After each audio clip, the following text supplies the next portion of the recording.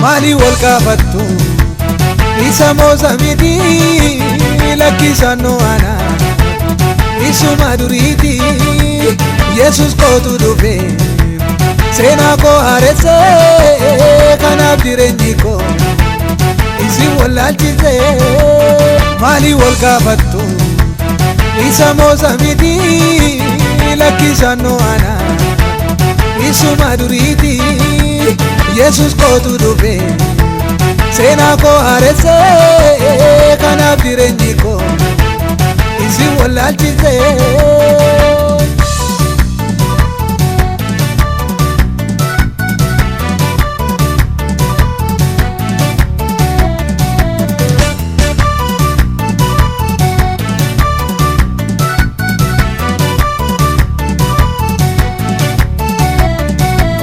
Boyicha koo sirba kadda koo gammachuu naaf kenne boyicha baneeta koo lachuu kanaaf ani ililcha guddaa natti tole afaan diinota koo Waaqayyo cuqqaalee inni na gargaare waa'ee kootiif falmuu dabalee dabalee haa galateeffamu. Mali wal kafattu isa mozamidi lakkisano ana isuma duriti Yesus kotu dhufe seenaa koo haaresse kanaaf jireenyi koo isin wallaalchise.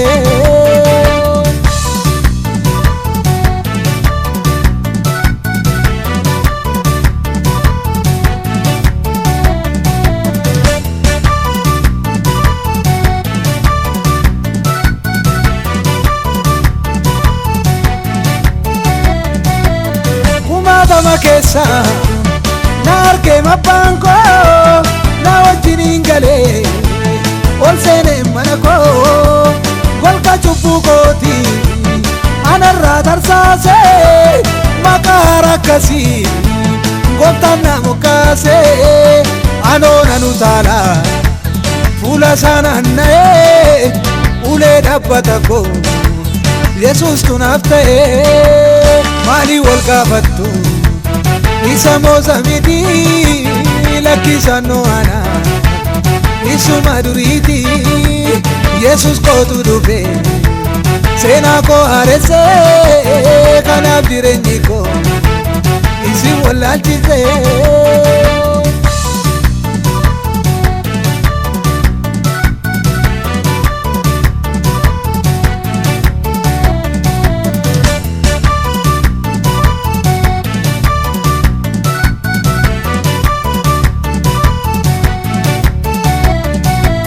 Tabba fuuldura koo dirree dirree dirree foonii babuuratti gooftaan na gargaare irruu koo kaleessa na irraanfachiise miilla koo gaararraa fuudhee dhaabbachiise gooftaatu dhaabate bita koo mirga koo inni ilaaleen argu lammaffaa qawwaa koo.